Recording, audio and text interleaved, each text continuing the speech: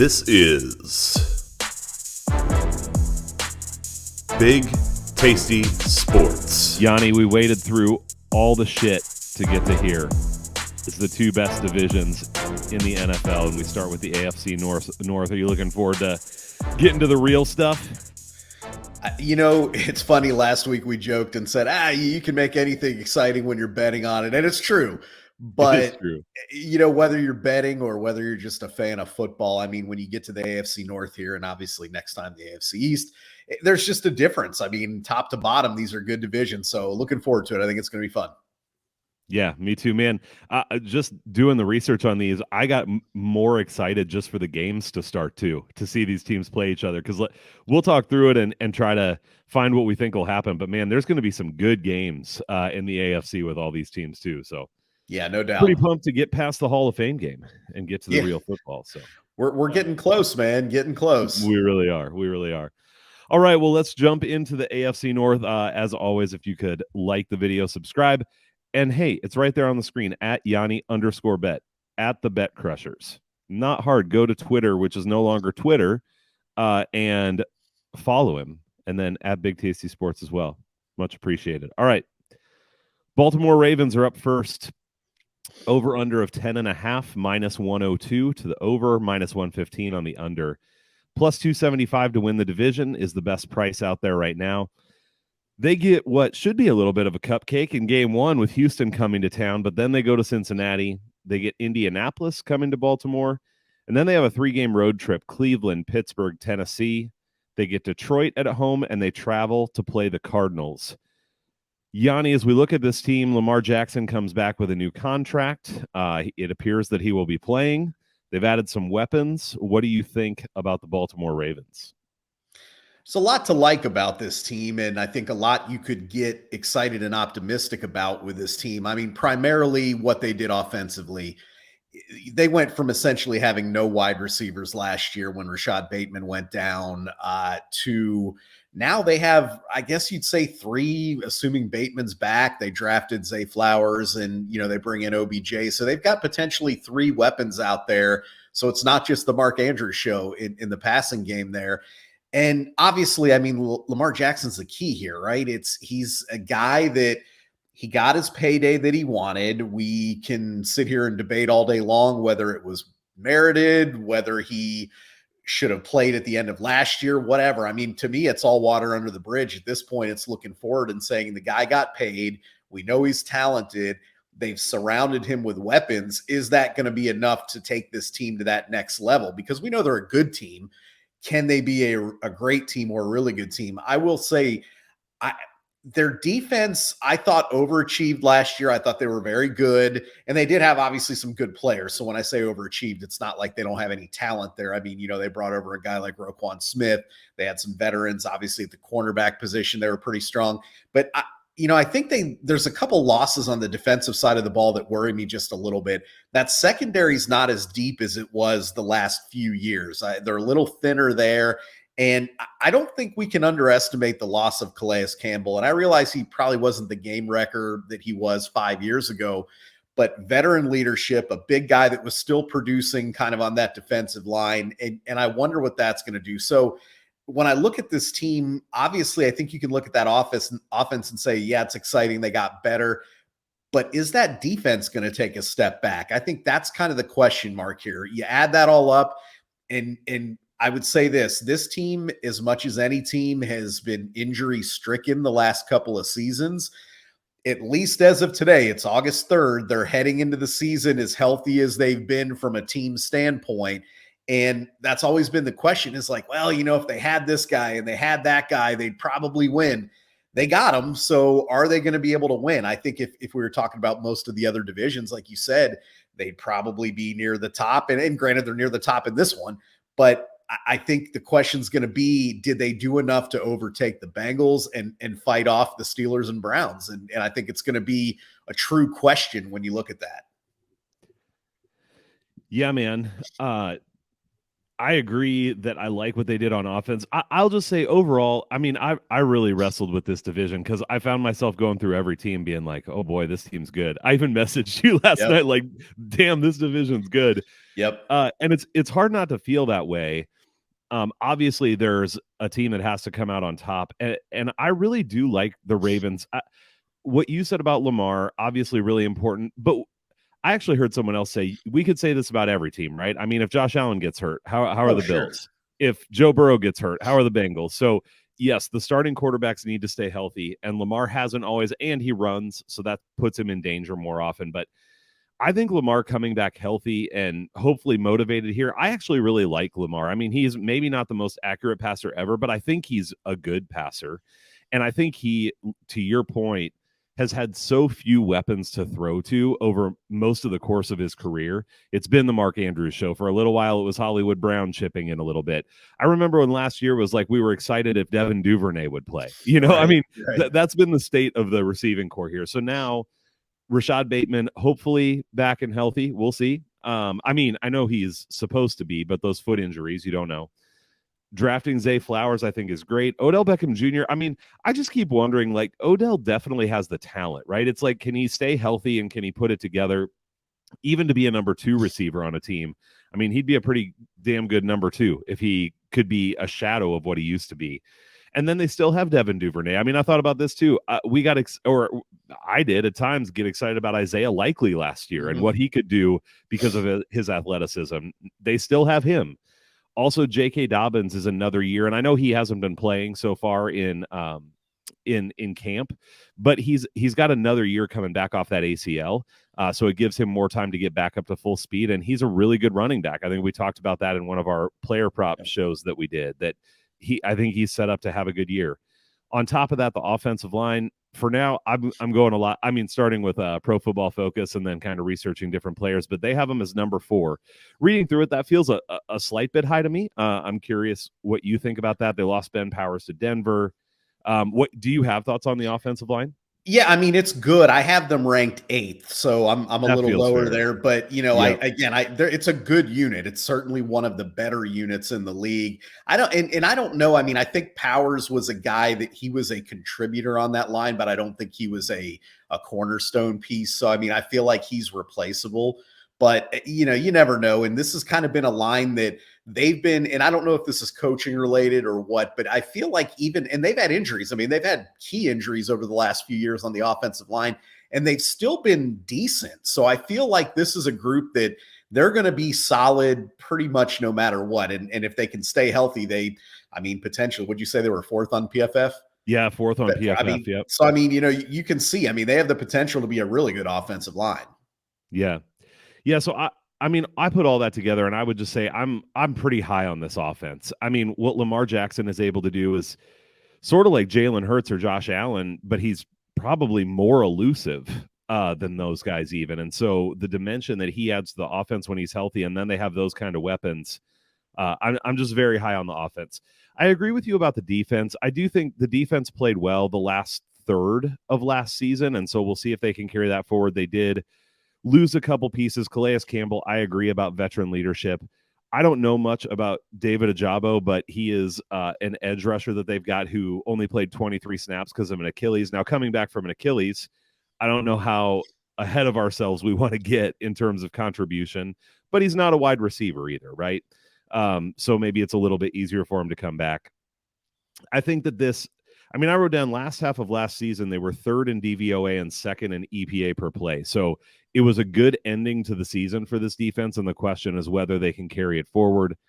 I agree that is the question mark, but I'm pretty optimistic. Like, this is going to sound a little bit stupid, and I know that this can fall off, but Baltimore just has a culture of having good defenses too. Like, I never expect Baltimore to just have a terrible defense, you know? Right. So even if they're not in the top, 5 or 7, if they're like 12th, I think this offense is going to be good enough that they're going to be in almost every game that they play. So I think the upside is really high for this team, and it's probably not the last time I'll say that tonight as we go through this division.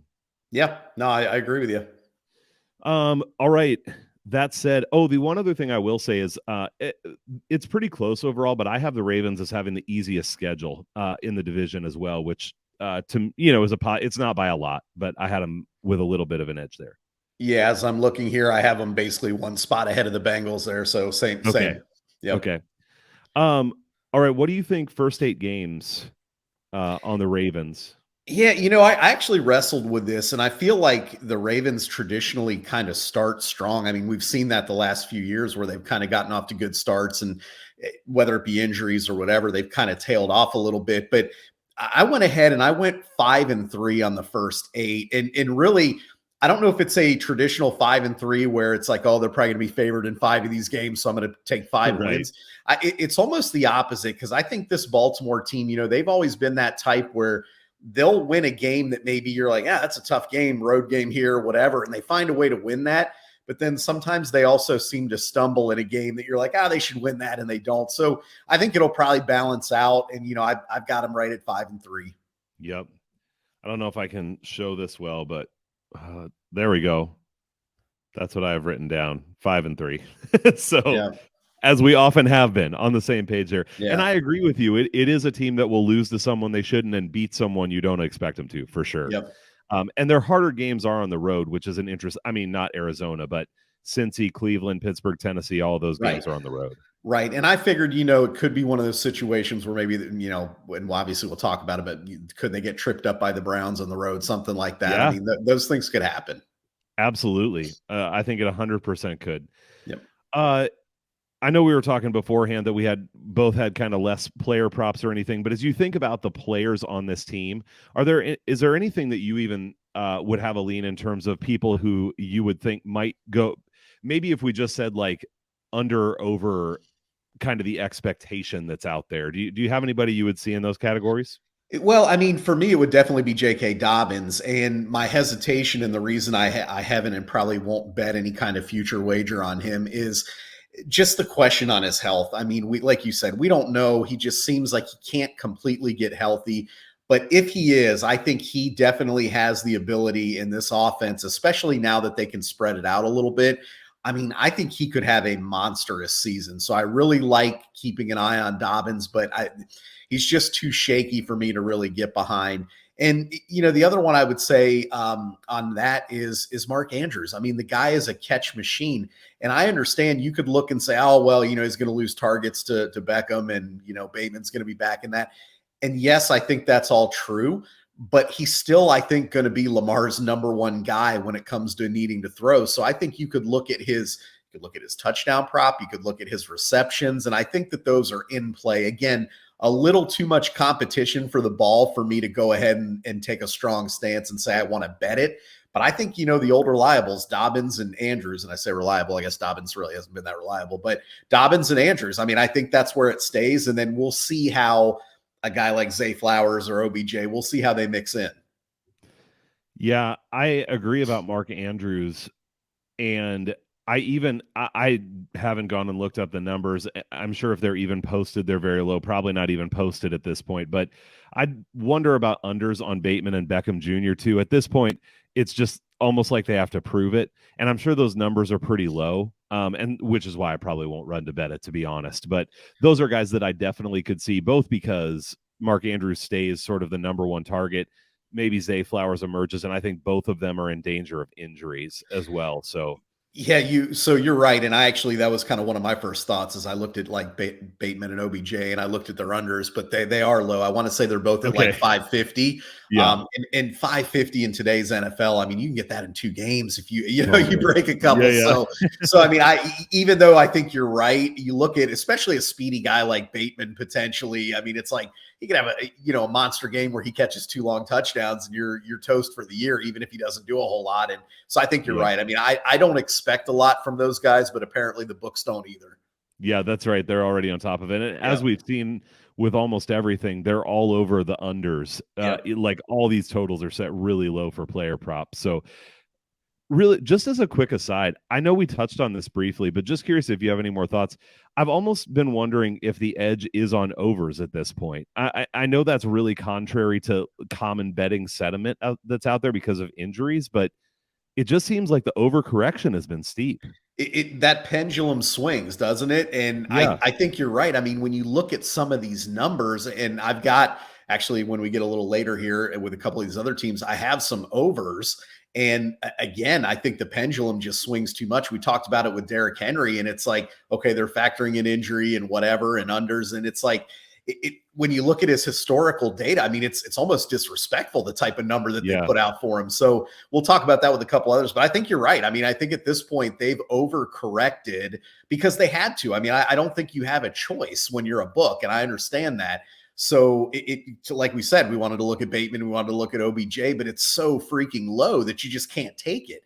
And, I think it almost entices you to say, OBJ, he's a former All-Pro, like he'll go over 550 yards. And but again, I think however you want to say it, if you're going against the grain, sometimes that's a good thing. And I think in this case, it's like people can preach unders all day long because for the last however many years, that's kind of been the way to do these future bets.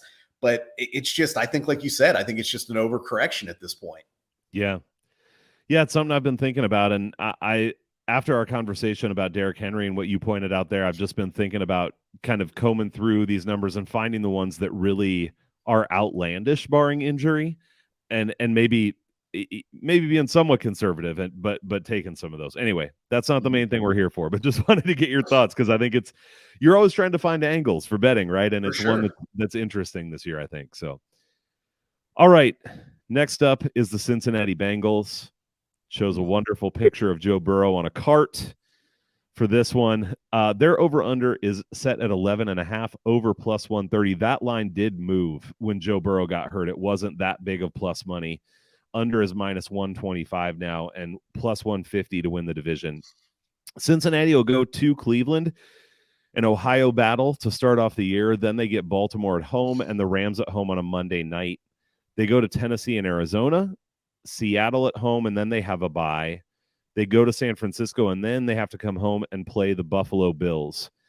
Obviously, anytime you see Joe Burrow on a cart, he has been the engine that drives this team. Lots of swagger, lots of ability, incredible skill position players to throw the ball to.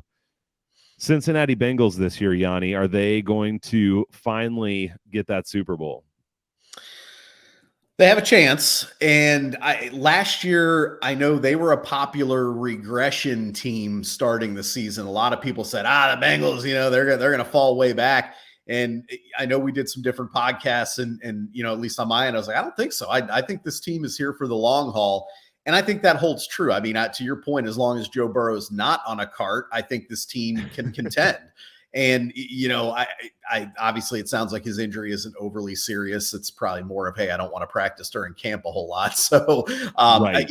Assuming he's okay, which it looks like he is, I think this team is right where they want to be again. I mean, you mentioned it. They've got the weapons. I think their offensive line is as good or will be as good as it's been since Burrow's gotten there. We saw them start the year slow on the offensive line, but then they kind of got it gelled and clicking in the second half of the season. They did make a little change there, but I think they actually have more depth on their offensive line than they've had as well, which I think is big in case somebody goes down, you don't have a huge drop off. So I think when you look at that offense, I think they're going to continue to play well. I don't love their running game. I think that Mixon is an okay back and P. Ryan is no longer there. I mean, I don't worry about the running game, but if they don't run the ball that well, but I don't know that it matters a whole lot because of how well they can throw the ball and how many weapons they have there. Ironically, I think the key, believe it or not, to this offense between making it completely dynamic versus just a good offense is going to be Irv Smith, your guy from Minnesota there. I almost was going to jump in and say, is it Irv Smith, Yanni? And it is. It is. And I'll tell you why. I mean, we saw what Hayden Hurst was able to provide them last year. And in essence, they need Irv Smith to come in and do the same thing. And when you look at Hayden Hurst, I think Hayden Hurst is probably what we would consider an average tight end in the league. But he was able to make a difference on that offense because teams had to account for Jamar Chase and T. Higgins and that. And it's like when you saw Hurst making plays, most of the time he was wide open. So, it's kind of one of those things where it's like, can Irv Smith be that guy that steps in and gives them that extra dimension? Because I feel like if he can't, it's still a good offense. I mean, I don't think this offense is going to struggle or anything like that. But I think that really makes the difference between kind of that, I'm going to say, unstoppable offense where it's like there's too many guys to try and cover and account for. And, so I think Irv Smith is a key there. On the defensive side of the ball, I think this is an underrated defense. I think that, their front seven in particular is really good. That, they lost a couple pieces in the secondary, particularly at the safety position, but they've got some young talent back there. So I don't see a huge fall off. I mean, you lose a little experience, but you may even gain a little bit of athleticism, whatever on that. So I think their defense is going to be, good again. I think overall, I mean, to me, I look at them and there's no team that I think they fear playing. And I don't think anybody really wants to play them. So when you kind of look at it from that perspective, to me, the only teams that I think truly are willing to go toe-to-toe with the Bengals are in this division. I think it's Baltimore, Cleveland, and Pittsburgh. Like, they're not afraid. They beat each other up. They, whatever. But outside of the division, I mean, I don't think teams want to play Cincinnati, and that includes Kansas City, my Bills, whoever. So, again, that's a long way for me of saying I think this Bengals team is going to be very good again. I think that win total, it's juiced to the over for a reason. When you look at their schedule, we know, I mean, we saw them on, Halloween last year. They got tripped up by the Browns. I mean, it can happen. I mean, good teams in the NFL, they stumble week to week, whatever. But overall, when you look at that schedule, there's only a few games that you look at and you're like, yeah, that's going to be tough for the Bengals to kind of win that one. So I think they're rightly the favorites. And even though the rest of this division is so strong, I still think they're the king of the hill there. And I actually think that their odds at plus 150 and plus 150. 150. Yeah, plus 150. To me, I think that's actually decent value, despite the fact the other three teams in this division are really good. All right. I think we're finally going to get mild disagreement. It's not going to be hardcore disagreement, but just mild. So I love many of the points you made, and I think it's some of the things that you mentioned that concern me for this team. So number one is the change at tight end. Now, granted, Irv Smith Jr., I mean, I spent years watching him, and I'm probably a little bit jaded by his overall performance with the Vikings. You're right. If he's running wide open, yeah, he's athletic enough. He's a fine route runner. But this is a guy that was just perennially disappointed in Minnesota. And I just, if you have to count on Irv Smith to make something happen, I think you're going to wind up being disappointed. Now, like you said, if he just gets to run in wide open spaces, sure, he'll be able to do that. But I'm not high on Irv Smith, and I don't think that he's going to have like a breakout season. Obviously, there's tons to love with this receiving core, and I freaking love Joe Burrow, man. I love his swag. I love his release. I love the way he sees the field. I love his like elusiveness in the pocket. I mean, I absolutely love Joe Burrow. And so that's the reason that, to me, despite some of the concerns that I have to be clear, when I say that I have concerns about this team, I just mean as being the best team in the league. I don't mean about being good. Okay. We're not talking about that, because this offensive skill position group is so good. Also, I agree the offensive line is better. Getting Orlando Brown Jr. shores up the line. Jonah Williams gets to move to right tackle away from left tackle, so that's a positive for the line overall. And I'm with you, man. We saw them gel the second half of the year, right? And so the line gets shaken up a little, but I think they're much better coming into this year than they were coming into last year. So then the running game, I kind of agree with you of like, does it really matter that much? Joe Mixon just took a pay cut. That's the big story. So what a team guy. He says they're going to win a Super Bowl. So Joe Mixon said it. It's got to be true. I don't know. I don't love Joe Mixon. He's fine. I thought having Samaje Perine was really good for them last year. He did a phenomenal job running the ball, catching the ball, and I think that is a loss for this team. So when I look at the offense overall compared to last year, which granted they were awesome last year, right? You've again, I keep coming back to this, but everybody gets better. How much better? I'm not sure this offense got better. Mm-hmm. The line is better. Perine it's not a big deal, but it is a loss. I don't think they got better at tight end. So I feel like they're similar to what they were last year, which is still very good. On the defensive side of the ball, we'll see about those young guys. The defensive secondary is the concern for me. I think when you lose really good veteran players, Von Bell, Jesse Bates at safety, like those are both losses. And then Chidobe Awuzie is coming back from an ACL tear as well. And when you're playing cornerback, I think that's a little bit more problematic than it is at other positions. So maybe he'll be fine. And probably by like mid-season, he'll really come on unless he re-injures it. And so I think there's that upside over time. But I just think the offense is going to have to carry them a little bit in the first half of the season against the good teams. Against the mediocre to bad teams, I mean, they're just better. But I do think that this is a team that I expected to even be higher on because of how much I love this offense. And yeah, like they're going to be in the mix for sure, but I came away feeling less separation between like them and Baltimore, for instance. I mean, I still like them better than Baltimore, but less more than I thought I would. So we use the term, we talk about it a lot. I mean, the ceiling, and I mean, Baltimore has a high ceiling. There is no doubt about that. So, I mean, I get it. If everything clicks for the Ravens, sure. I mean, I get what you're saying about the separation. I get it. Yep. All right. So first 8 games, what do you see for them there? I've got them at 6-2, and they kind of have an interesting schedule there because they got some division games, they got a couple quote unquote easier games, and a couple that you would look at as more challenging. But when I kind of went game by game, I to me, if they don't win 6 of those first 8, I don't want to say that it's disappointing because you've got some heavy hitter teams on there, but I think they should win 6 of those first 8 games. So I thought I'd be really controversial, and I said 5-3. But I agree with you. I mean, I imagine we're seeing the same things when you break down the schedule. At Cleveland, Baltimore at home, at San Francisco, and Buffalo at home. All of those are going to be probably competitive games. Not for sure. So they win 2 of those 4. They're likely 6-2. And I mean, of course, they absolutely might be 6-2. This is a really good team. Sure. Anything? Oh, so were you going to say something else? No, go ahead. Anything when you think about players on this team, whether it's props or just, again, that kind of performance overperforming or underperforming the expectations? Well, my first thought was kind of what we were just talking about, which was fading Joe Mixon. But kind of like we said, I mean, his number is pretty low. I think it was 925 or something, 875, which in a 17-game season, again, I mean, you don't even have to be good and you can go over that mark. So again, not going to bet that. As we get to the last 2 teams here, I'll actually tell you something that I actually am betting. But, that was my first reaction, was to fade Mixon.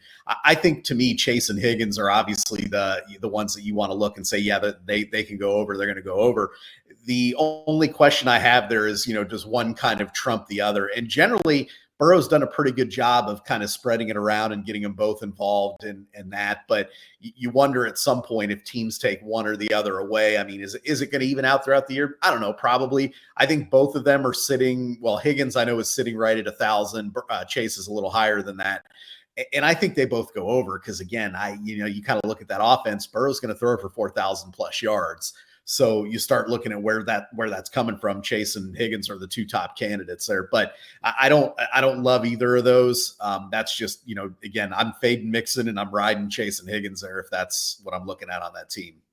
Yeah, I mean, I think we lean the same way in terms of the upside or downside or whatever. But with Mixon, it's like if he's going to, get the vast majority of the snaps, like you said, and he stays healthy for 17 games, you can almost fall to that many yards. I mean, if he gets 300 carries, he goes over, which again, he's going to be the bell cow, so to speak, assuming he's healthy. I mean, like you said, you would literally stumble to that total. Yep. And then I agree with you about Chase and Higgins. I mean, I do think they both go over this. We'll get to this next week, but it reminds me a little bit of Hill and Waddle, where you have like a definite top 2 receivers. And it doesn't mean like Tyler Boyd's fine. They have other okay receivers, but I mean, it's those 2 guys. So I think they stay healthy, they go over, but I'm with you. When there's 2 guys, I don't necessarily want to run to bet that over, but I definitely wouldn't want to be under on them either. No, I mean, I think both of them get over, but yeah. I hear you. All right. Well, we're the same. I do have at least one bet I like on these last couple teams too. So we will actually have some that that we like as we get into it here. All right, so we're moving on to the Cleveland Browns. Over under of 9.5 plus 115 to the over, minus 130. So juiced a little bit to the under there. They're plus 400 to win the division.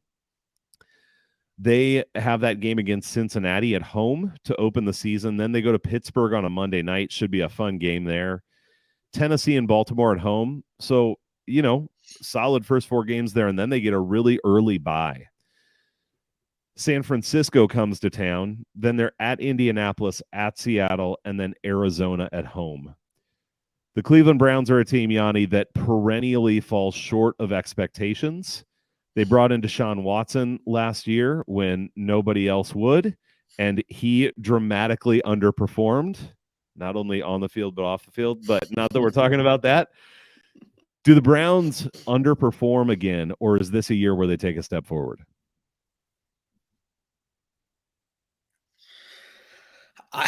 It's a great question, because when you're breaking down a team and you look at this Browns team, you literally could look at this team and say they're as good as anybody in the league. Their roster's as good as anybody in the league. That's earlier and kind of that. And at what point can they get over the hump there? To me, it's really as simple as this. It's Deshaun Watson. And I mean, obviously we're pointing to the quarterback, that goes without saying, but is he the Deshaun Watson that was that elusive playmaker in Houston that could just, get the ball downfield and make crazy plays? Or is he the guy that looked lost last year coming off of that time off? In essence, that was his preseason, the last 6 games of the year, whatever he played there.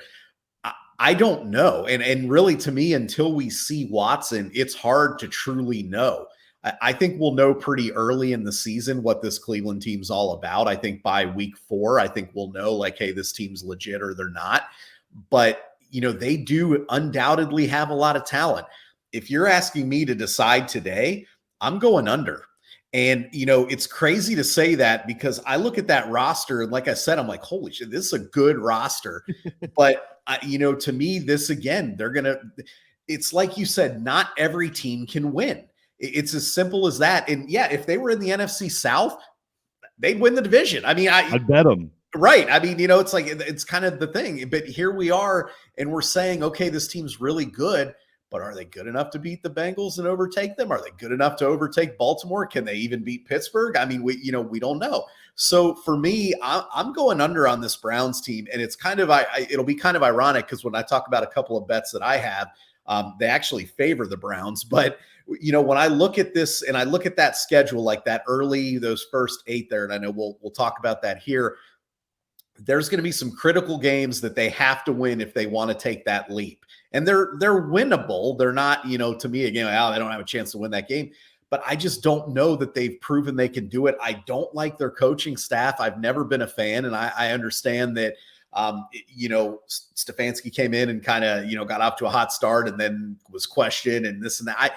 I'm not a fan. I don't like what they do with this team. I mean, I would watch this offense, and again, it's easy to play armchair coach and all that, but you watch what they're doing out there, and it was just kind of like, to me, there was no rhythm to it. And it was almost like, it was almost like a constant preseason game where they were constantly trying to figure out what they wanted to do on offense. We knew they wanted to run the football, and they can do that effectively, but what are they? So, I'll wrap it up by saying this. They have a very good offensive line, which I think is one of the top 3 or 4 in the league. I actually have them second, but I think they have they have them second as well. Yep. Yeah. I mean, I think they're, right behind the Eagles and right there with a couple of the other big teams there. So, it allows them with a good running back to run the ball. I think that the pieces are there for Watson. I mean, I think that Elijah Moore is a guy that could be a sneaky good pickup for them. I mean, here's a guy that's talented, and it never really clicked in New York for him. Maybe that fresh start, maybe he can use that talent in Cleveland.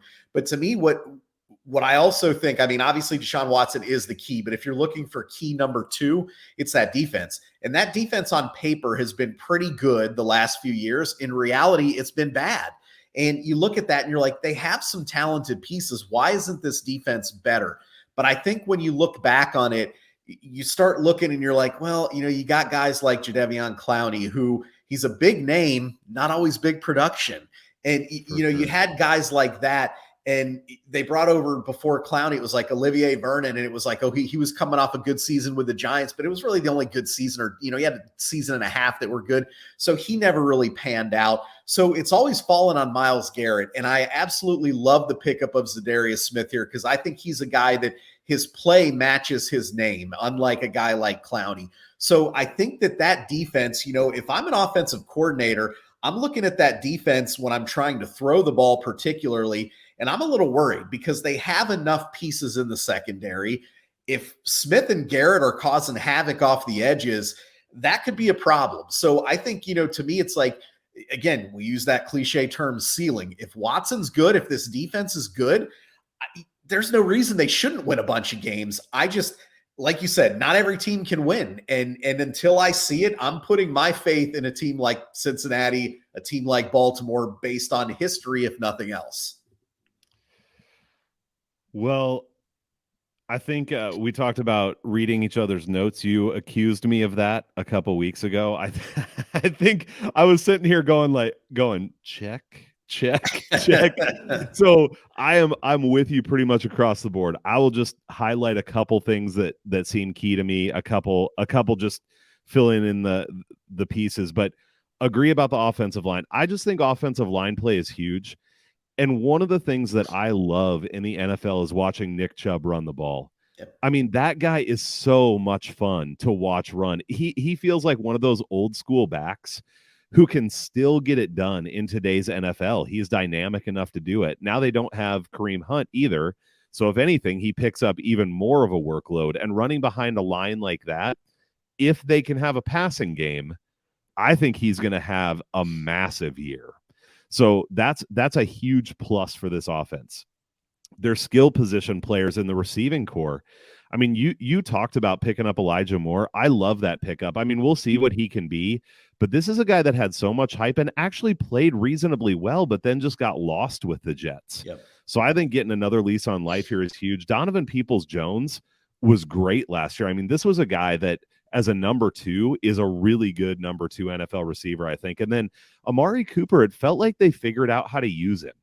I mean, he had a great year last year, and it just felt like he was running routes and he was in the positions that suited his skill set or something, because he just had a really good year last year, and I like what they did with him. And then David Njoku, I mean, athletic, big tight end who should be able to be a contributing piece. So it's not saying anything really different than what you said, but this offense all around, other than the big question mark, which is at quarterback, which is kind of a big deal, is up there for me.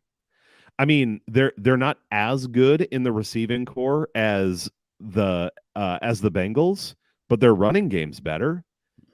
Maybe I think their receiving core is, I would say, better than the Ravens overall. I mean, tight end is where you could probably argue that. So just a really good, anyway, you get my point, really good. On the defensive side, I do like some of the upgrades they made.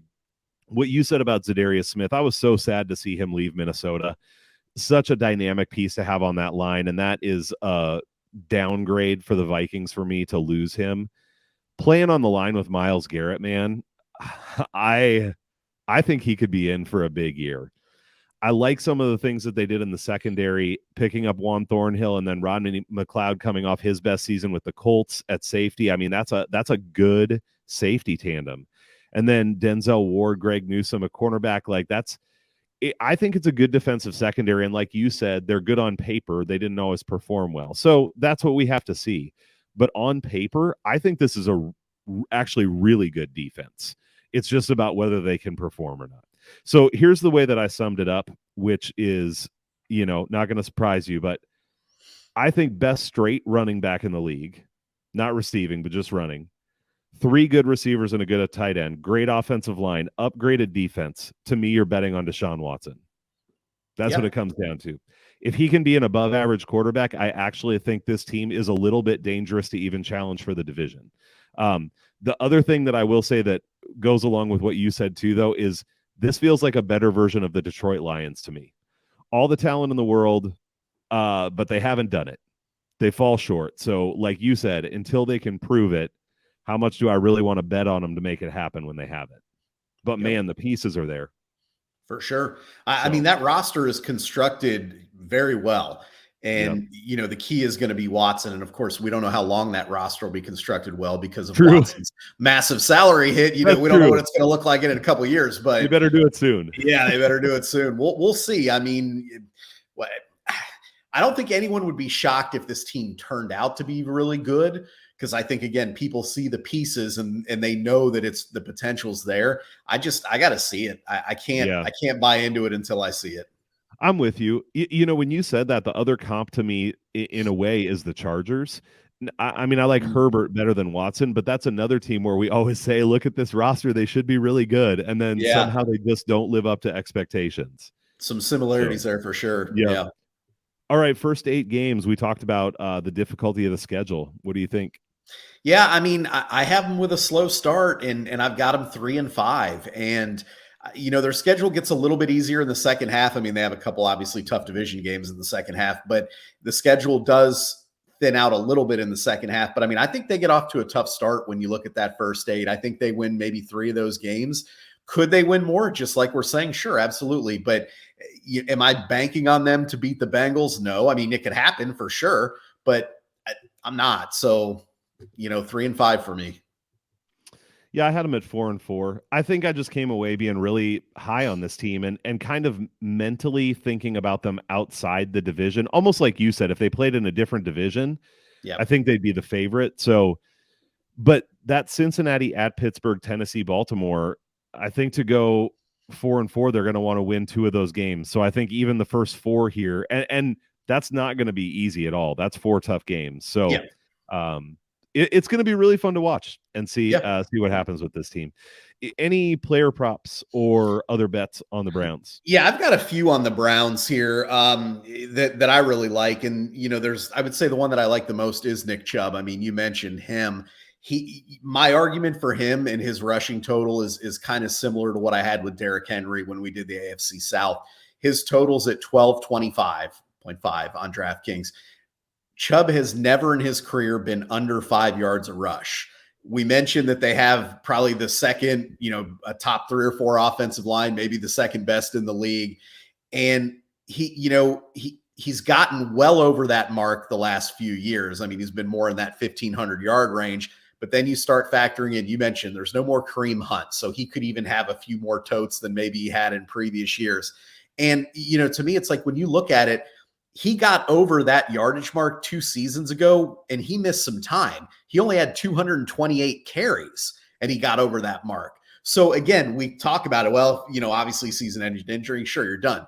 But if he misses 2 weeks because he has a sprained ankle, I mean, he's still live on that bet. And I mean, I think if you put it in perspective, he is the favorite to lead the league in rushing.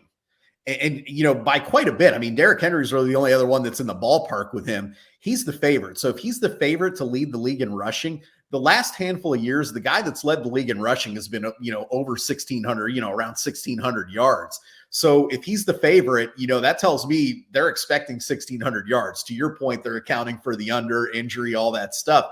But I think for me, with over a 5 yard average per carry, he's only got to get 220 carries. So, to me, it's a slam dunk over with Nick Chubb, and you just hope he stays healthy.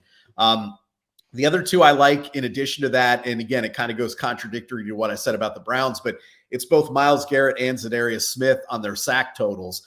Garrett's is high, 14.7.5, but he's gotten 16 sacks the last couple of years. Again, he missed a couple games last year and still got over that total. I think with having that help on the other side, I think he has an even bigger season. Smith is at 9.75. And I think, he's getting the benefit of he's going to have probably a lot of single team. And, he's not used to that. I mean, yes, he had some help a little bit in Minnesota. He had a little bit of help with Preston Smith in Green Bay, but he's never had help like Myles Garrett on the other side. So, right. And this is a guy that's kind of been around that 11, sack mark throughout his career. So I think, to me, saying, is he going to get to double digits? To me, I think he has a great shot to do that. So I'm looking at that. And then, the last bet that I have, and this probably falls a little more in line with my feeling on the Browns, is this. And it's a little scary because of the potential upside, like we talked about with Cleveland. but I actually like the Browns under 2.5 division wins. And you can get that. You can get plus 190 on that. So my logic is this. They're probably going to win a couple division games, right? They're, maybe they take care of Pittsburgh at home. Maybe they upset, Baltimore at home or Cincinnati. But I don't expect them to win any of those division road games. They could, obviously, they could easily go into any of those and win, but I don't expect them to. So the question is, if let's say they hold serve at home against Pittsburgh and one of the other two teams, Cincinnati or Baltimore, they would essentially have to, basically beat one of those top teams again, or, sweep Pittsburgh and beat the Bengals or Ravens. Sure, it could happen. Division games, like we said, they've got a lot of talent, but plus 190, I'll take a shot at that at under 2.5. Yeah, you always got to love the plus money when you creep up toward plus 200 there. So, and it's just the same thing of like not trusting the culture of a team, or Deshaun Watson necessarily, because he looked so bad. So on the player props, you named the two that I was looking at, which is Nick Chubb over. And I feel the same way of, yes, the injury thing, whatever, but these are the bets that I'm starting to be interested, is what you just said. If I think someone can miss 3 games and still win a bet, that's starting to feel like a decent bet to me, because then I'm just betting against a really terrible injury, basically, right, not just getting nicked up. So I like that. And then the other one for me was Zadarius Smith over on sacks for exactly the same reasons that you said. That was what I had written down. I mean, he should get some space to roam, and he's proven that he can do it. He had last year a 3-sack game, a 2-sack game. I mean, he can have one game where he piles them up quick even. So I like that one as well. All right, well, let's move on to the last team in this division. We'll see if we think they're last in order, but they're last in alphabetical order. Whoops. There we go. Pittsburgh Steelers, over under 8.5, heavily juiced to the over at minus 140, plus 130 to the under, plus 500 to win the division. They start with 2 games at home, but not easy ones. San Francisco comes to town, and then the Browns on Monday night. They go to the Raiders and the Texans, and then have Baltimore at home before a bye. They travel out to Los Angeles to play the mighty, mighty Rams, and then finish up the first half with Jacksonville at home and Tennessee coming to town on a Thursday night. Yanni, this is a team that definitely suffered from injury struggles last year. What do they look like this year with Kenny Pickett returning? I think they look really good, to be honest with you. And we said it with the Browns. If this team is in another division, they could be favorites to win it. And I mean, that's just the reality of the AFC North here.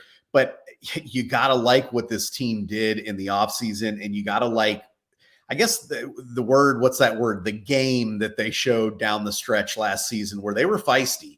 And, realistically, that team did not have any business winning some of the games or being in some of the games that they were, in my opinion, when you look at some of the injuries they had, playing a rookie quarterback.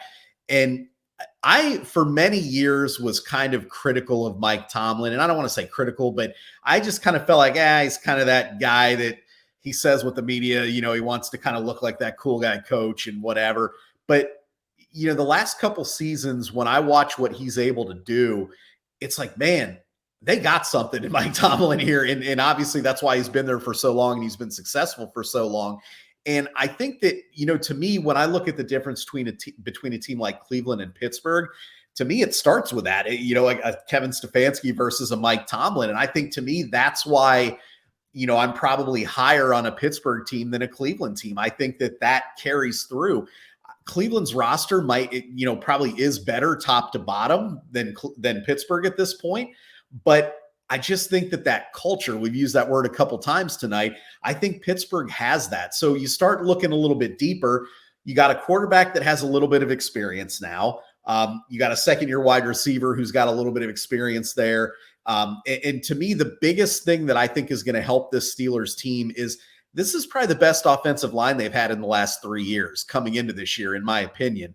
And I don't know that it's a great offensive line. I mean, it's not like Cleveland's as an example, but it's better. And I think that when you have a young quarterback and you have a guy like Najee Harris that can run the ball, you need that offensive line to perform. And it's like, watching Najee Harris as a rookie, I'm like, man, this poor guy, like he's just getting drilled, and it's like open some holes for this guy. Even, Roethlisberger's last year, it's like, I mean, he's getting battered all around. And I think they've at least fixed that line enough with some of the additions that they have that I think it's at least solid at this point. Maybe not great, but good enough to run the football and give Pickett some time. So you start looking at that. You add in a guy like Freiermuth at tight end. They brought in some guys that I think are low risk, high reward. When you look at like a guy like Allen Robinson, guys like that they may not turn out to do anything, but they could. And they're not guys that they're counting on. And I think that's kind of the key. When Allen Robinson went to the Rams, I think they were counting on him like, hey, you got to be the guy opposite Cooper Kupp. I don't think they're looking at a guy like Robinson like that. I think they're bringing him in and saying, let's see if this guy's got anything. If he doesn't, oh well. And I mean, that's a good spot to be in when you're creating a roster. So I think they have some upside there. But you add that offensive line, and then you look at potentially what could be a good defense, a better defense than it's been the last 2 seasons. And you start thinking, oh, this is almost like old Pittsburgh Steelers football. We can run the ball a little bit and we can play defense. And it's like when they 2 seasons ago, when they couldn't stop the run, I mean, you could see it on Mike Tomlin's face. He was like, WTF, like what is going on out here? We've always been able to stop the run. We can't stop the run. But I think they've addressed that. I mean, I like what they've done at the linebacker position. I think they can get enough out of a guy like, Cam Hayward to support TJ Watt on that line. And their secondary is probably as deep as it's been now. So, when you kind of put all that together, you're like, okay, we got a good head coach. We got a quarterback that's got some experience, and then we've bettered our offensive line and our defense. So I say all that, and you look before, and it's like, man, they were finding ways to win games before. Now they've actually got some better pieces here and some better core areas of where this team wants to be. I think they can be pretty darn good. I still think they're a little bit below a team like Cincinnati or Baltimore, and mainly it's because we don't know for sure what Kenny Pickett is. He showed some flashes. I mean, I think potentially he can be a really good franchise quarterback, but I think we need to see more. It's like, okay, we saw some flashes, but then you also saw some of that rookie stuff. What's the real Kenny Pickett? Is he a guy that can go out there and, light it up and score on 2-minute drives when you need him to? Maybe. I don't think we know that yet, but I do think he's good enough to at least have them competitive this year and maybe even more than that. So that's a long way of saying I'm high on the Steelers team. I don't love the fact that they have to play Baltimore and Cincinnati twice and even Cleveland twice, which is really my only holdup for not saying this is going to be an amazing team. I just don't know. I don't know if they can box within their division. I think they can box outside of their division just fine against most teams, but in the division, just like we said with Cleveland, they could be pretty good, but are they better than Baltimore and Cincinnati?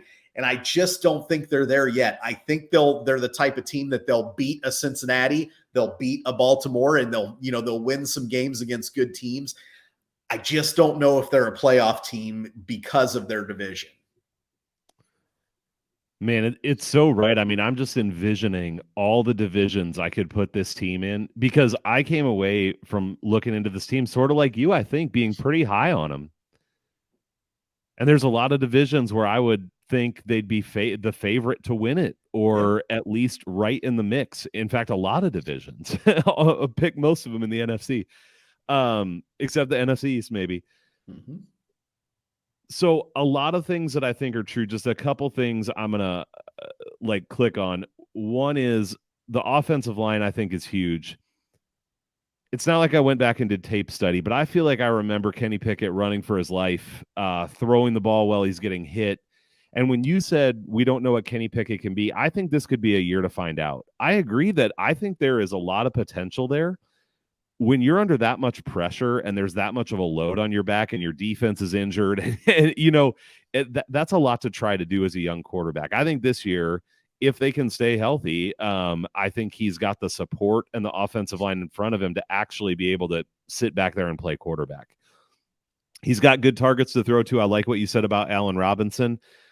Hey, Allen Robinson was a very good NFL receiver. And yes, it's been down, but if, like you said, if he can come in and he's your third receiver, you're not relying on him. I think that can be a really nice piece. I also think the offensive line for Najee Harris too. You talked about Najee Harris, but if they can actually get him a yard or two downfield before he's getting hit, I mean, this is a guy who I think is better than at least some of the perception that's out there. We talked way back about betting him for offensive player of the year at 100-1. And I think I put $5 on it or something, because I do think that he has a high upside if the offensive line could play well enough to create some holes for him. So just really agree with you what you said about the offensive line. And I think that's really huge for the Steelers. And then on the defense, the reality is, like, they get healthy. When you're missing someone like TJ Watt, I mean, this guy's a game wrecker. And so when he's not there, it's like missing Myles Garrett. You know, like, it has a dramatic impact on how not only that position performs, but the whole rest of the defensive line and the linebackers, because he requires so much attention. And so I think that the attention there, drafting Joey Porter Jr., that speaks to what you said about getting some depth in the secondary. He's not the only, they picked up Patrick Peterson. I know they lost Cam Sutton, but so overall, I think just agreeing that this team has gotten better across the board. One of the interesting stats that I came across, and I'll just leave this part of the breakdown here, is I was looking at defensive pressure rates over the last 4 years. And obviously, this is one of those things you have to take with a grain of salt, because there's injuries for every team, free agents, draft, all that stuff. So, but there is a culture with teams. In 2019, the Steelers had a 30.5% defensive pressure rate. In 2020, it was 35.1. Last year, it dropped 10% from that to 26.1. Or I'm sorry, 2 years ago, that was 2021. And last year, it dropped another 9% to 17.4. It was one of the bottom in the league. And so, this is where I'm with you. If this team can rebound to something like what they were, pushing back up toward that 30% mark, I think it just looks totally different, because it takes so much pressure off of the secondary then as well. So I really like this team. Are they better than the Bengals or the Ravens? Yeah, probably not. Some of that, almost assuredly not. But if Kenny Pickett can be really good, again, I don't know that the gap is massive. And in the NFL, the reality is, if you have teams that are near the same level, we're talking about one turnover determining a game or one special teams play. And so you can't count on teams to win because of those things. But I also wouldn't want to count them out. And so even as I look at their schedule in these games, especially at home against the teams in their division, I don't have those as games they're losing for sure. So for me, looking at the first 8, I said 5-3, but I wrote that I could really see 6-2, because 3 of their 4 hardest games are at home. So they start off with San Francisco, and I actually kind of like them in that game. And then they get Cleveland at home, Baltimore at home, and Jacksonville and Tennessee at home. All those games are at home in the first 8. So their games on the road, I mean, Vegas, Houston, and the Rams, would we be shocked if they still won those, even though they're on the road? So I have them at 5-3, but I have them like 5.4 wins. I mean, not to be a broken record, I've got them at 5-3, but honestly, I toyed with 6-2 as well. And I think awesome. It's for what you said. I mean, I'm like, they're probably going to win their 3 road games. So then you start looking at those home games and saying, okay, can they win 2 out of those? Probably. And could they win 3? Maybe, so you start doing the math there, and it's like, yeah, that's 5 or 6 wins. So I think I'm definitely in alignment with you on that. And we'll see. I mean, I think kind of like we said with the Browns, we'll know pretty early, I think, with this Pittsburgh team, what we're going to get. If that defense is wrecking games, if Pickett looks solid at quarterback, then they're probably in it for the season. Conversely, if Pickett kind of looks a little bit maybe like he did last year at times, where maybe that defense just isn't dominant, then maybe we look and say, it's going to be another, 8-9, 9-8 type year, right? Or 9-8 type year. But I think the potential is there. And that's a really interesting stat you brought up regarding defensive pressure there. Because, what I think of is week 1 last year, when they went into Cincinnati and just absolutely obliterated that Bengals offensive line. And some of that was Cincinnati's offensive line, and, they hadn't gelled yet, which we already talked about. But that defensive line was a wrecking crew in that game. And of course, TJ Watt got injured at the end of that game, if you remember. Yep. And literally the next week, they were a totally different team. Like you said, you don't replace a guy like TJ Watt. And, you start looking at that and saying, okay, well, obviously we know Watt's a huge difference maker, but you also see, kind of like we mentioned, that rejuvenated linebacking core and what can they do to wreak havoc? Because the other part of this is what you mentioned with the secondary here. I think a lot of that pressure the previous couple years is they had a lot of confidence in their secondary, or more confidence. I don't know that they had that confidence because, quite frankly, their corners stunk last year. They were bad. And I think that, when you see that, you're a little less likely to bring pressure to, you're kind of playing more of that soft zone because you're worried about your corners. And you look at a Watt injury plus that defensive scheme and you start saying, is that the reason that pressure fell off? I look at it as, like you said, Watt being back, better linebackers, better secondary. I would not be shocked if that pressure rate ramps back up to what it was a few years ago when they were causing havoc and, they were one of the top 2-3 defenses in the league. Yep. So I haven't bet this, but just as we're talking, I was looking at the schedule here, and if I have them 5-3 after 8 games, that last game is Tennessee on Thursday. I mean, then they get Green Bay at home. I mean, I certainly think that's a winnable game. Mm-hmm. Have to go to Cleveland and Cincinnati. Okay, hard, but they get Arizona at home, New England at home on a Thursday, which is really good for them. Yep. They go to Indianapolis, which I certainly would think is winnable.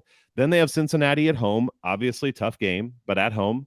They have to go to Seattle, and then they have to go to Baltimore. So those last 2 games, that's tough, two consecutive road games. But man, I know it's juiced, but at 8.5, and I went and looked at my projections, and I have them projected for 10 wins.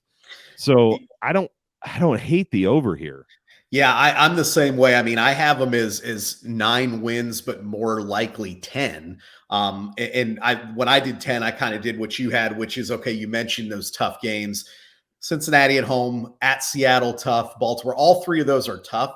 But I look at that and figure they're going to win one of those. I mean, exactly, right? And that gets you to 10 wins. So again, if you're saying 8.5, I mean, to me, this is a 9-win team with high upside to get to 10, in my opinion. So I mean, I just think that it's more likely to me that they win 9 or 10 than it is that they win 7 or 8. I mean, I think that they are definitely more likely to win 9 or 10 games when you look at this team and this roster and that coach, as I mentioned, all that. Yep. I'm with you, man. I'm with you. Yep. So, let's do any bets or player props or anything on the Steelers. Yeah, you might be able to guess it, but just like with Derrick Henry and Nick Chubb, I like Najee Harris here. And I know they do platoon a little bit, but I mean, Harris is definitely the guy there. He's at 975.5 for his rushing total. He's gone over 1,000 yards both in his rookie and his second year. And kind of like we said, he did that with a worse offensive line. I think he's going to have his best offensive line. And I mean, I think they're going to be able to throw the ball a little bit better. And the other thing is, take whatever, you hear things from teams and players and whatever, but supposedly Harris played last year with a pretty bad foot and a pretty big, I don't know if it was ankle or knee, whatever it was. But in essence, he was hobbling around out there, in his own words. People like to say, I'm healthy going into camp. But I mean, if that's true, and he's playing behind a very, I'm going to say, not great offensive line, and he's banged up, and he's still got over 1,000 yards. Give me him healthy with a better offensive line, and I mean, to me, he should hit 1,000 again. So I'm taking over on that. That's the one that I had too. I mean, both of the ones that I'm looking at are Najee Harris. One is his over on yards. The other is the over on touchdowns, which is it's more than he's had. So it's 7.5, but it's plus money. It's plus 125 on DraftKings at least. And I'd probably go look at other books to see what it is. He had 3 last year, 3 the year before. So that's way over. But I think it goes to the better offensive line if he was hurt. And also, this feels like a team where there's not a Lamar Jackson there. Kenny Pickett's a bit mobile, I guess, where they could run a bootleg or something. But I see this team having a better offense. And when they drive the ball down, I think they probably try to punch it in with Harris more often than not. So because of historical performance, I don't know if I would bet it, but I like his upside for touchdowns this year compared to his other seasons.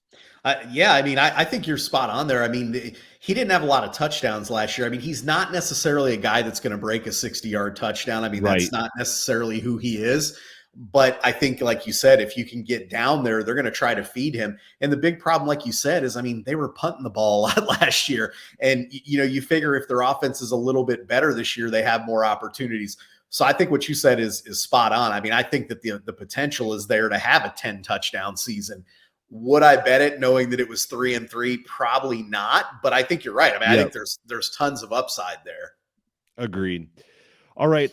So the last question here, and you sort of answered it earlier, I think, but I'm going to double check with you. If you had to bet one of these teams at current odds, and again, you're not betting them, but if you had to win the division, would it be the Bengals at plus 150, or would you go somewhere else?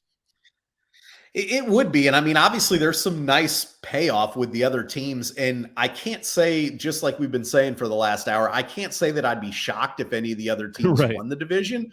I think we'd all say it is fairly wide open. But to me, when I look at this division, if I'm the book, I'm looking at more of like even money for the Bengals to win this division, not plus 150. So for me, I think there's enough value there when you look at that it's like, hey, in my opinion, they are the best team. They should win the division. So you're getting plus money there. To me, I'm going with the Bengals. I just don't think it's worth, I mean, the payoff obviously is nicer with Baltimore or one of those other teams, but I think the Bengals win this division. So plus 150, sign me up. If I had to bet it today, and I definitely am not, because I'm like, I'd bet any of these teams. So yeah, absolutely. I would pick the Steelers if I had to. They're the longest odds, plus 500. I have them at 10 wins. I have the Bengals and the Ravens at 11. So that's where I have them today. The other thing, thinking about futures, is we talked about the schedule early on, and I think we were kind of in consensus that the Steelers have the easiest schedule through the first 8 games. And so if I bet them at plus 500 and they are leading the division after 8 games, which I think is possible, I probably get a better number to come back on the Bengals or something like that if I want to at that point. So, but I am not betting any of that. I'm going to just stay away from any division bets on this one. So yeah, I think this is a division you enjoy as a football fan. I think there's better opportunities to bet in other divisions. Yeah, 100%. Well, Yanni, fun as always. And hey, we get to look forward to kicking around the Buffalo Bills next time. I mean, what could be better? I can't wait, man. I can't wait for that. I'm just going to sit back, soak it in, and say, sounds good. So I can't wait for it either. All right, man. Thanks a lot for jumping on, and I will talk to you next week. Appreciate it. Looking forward to it.